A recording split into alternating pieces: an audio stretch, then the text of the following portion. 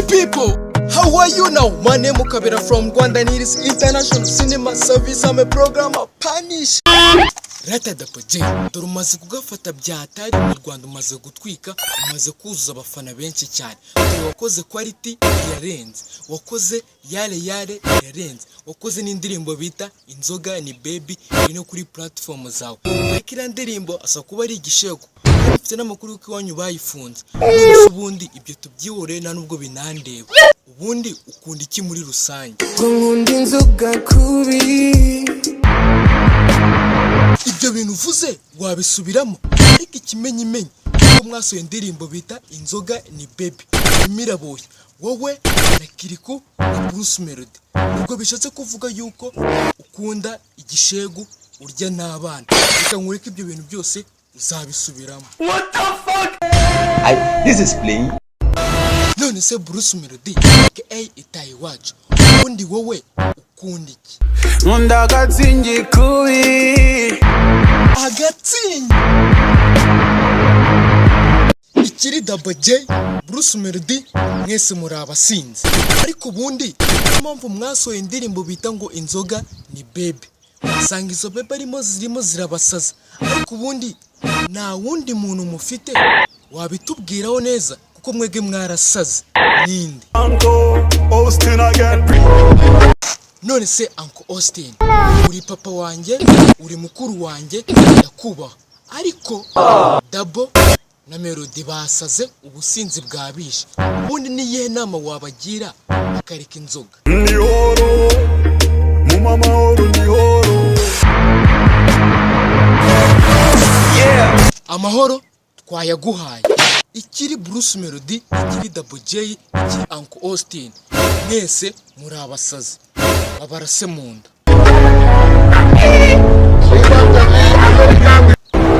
Uncle Austin, ntago ndakuvaho nubwo amahoro twayaguhaye.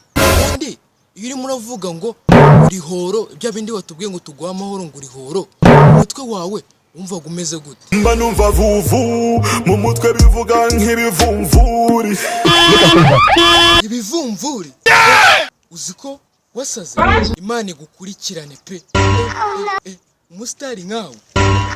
Ariko Bojay, mbere yuko ngenda, ikindi kintu ubona wambaza? Kukiba mvuga nabi.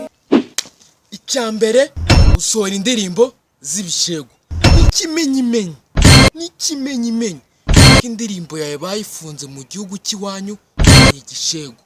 Icya kabiri ukunda abakobwa kugira ngo barabakoroze. Hari ikintu ukeneye kindi kumbaza? Nkureke ntigendere.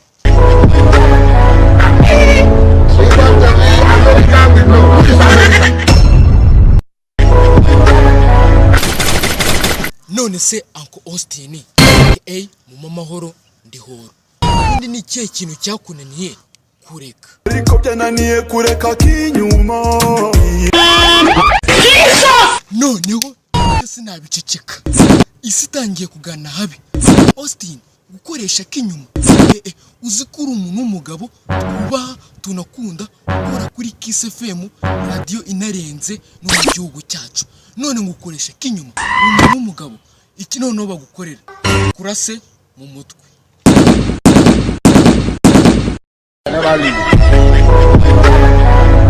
Harunyibwiriye ngo ntacyo nzapfa bimariye. N'ubundi ntago yakubeshye, ntacyo uzimarira. Nushaka utahe toka. None se itaye iwacu Bruce Melody, ubundi ndabizi uri umusinzi we nyawe mu inzoga nyinshi. Noneho nanjye nkunda kuzinywa, ababyeyi banjye baranganira. Ikihe kintu kindi wafata ababyeyi batazajya batuma bamenya ko nanjye nanyweye inzoga? Fati baba gafatwe wibye. Ntago uzi ko Moses witswe ntukanyoshye. Rata Double J, ubundi ibintu mwavuze mwari seriye. Reba Uncle Austin akinyuma, umuntu w'umugabo. Reba Bruce Melody ngo akunda inzoga. Noneho wowe ukunda abakobwa cyane. Ibi bintu byose ubundi mwabivuze bimeze gute? Nimba ari igifuri horo hai, yewe mbivuyemo uko muri nabakuru.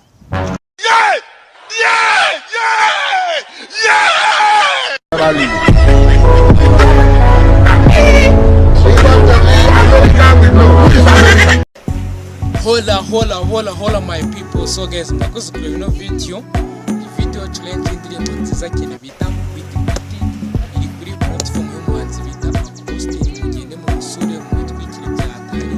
Iyi ndirimbo nziza cyane harimo abahanzi benshi batandukanye, abanyarwanda, abarundi, agatwiko byatari. Harimo Bruce Melody, DJ na artst iyi ndirimbo. So guys, iyi video niba wayikunze, like, comment and share. So guys, ikintu kitibagirwa, remember subscribe kandi sub turebere kuri kano kose kagezweho kuri Kabera series. Numara kandi sub utegereze gatoya, hari akabuto bari kuguhereze ni dutatu ako hejuru bari gukandaho, none buri video yacu isohoka uzagibona mu burabyo. So guys, rero umeze gusharinga, muradushyigikire, muradupostinge. Challenge nakagaruka kuri Kabera series, turi kumwe. Ciao ciao.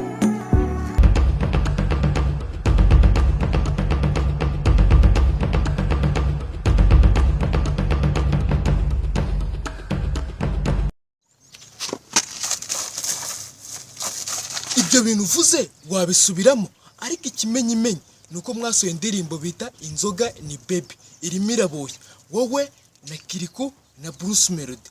Ubwo bishatse kuvuga yuko ukunda igishegu urya n'abana. Reka nkureke ibyo bintu byose uzabisubiramo.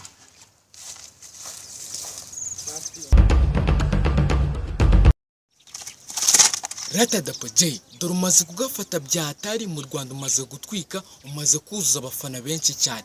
Dore wakoze Quality irarenze, wakoze Yale irarenze, wakoze n'indirimbo bita Inzoga ni Baby iri no kuri platform zawe.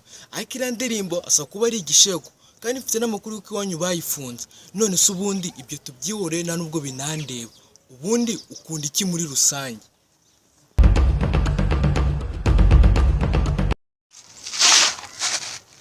None se itaye iwacu Bruce Melody, ubundi ndabizura umusinzi we nyawo, unywa inzoga nyinshi. Noneho nanjye nkunda kuzinywa, ariko ababyeyi banjye baranganira. Ni ikihe kintu kindi nafata ababyeyi batazajya batuma bamenya ko nanjye nanyweye inzoga? Ni ikihe?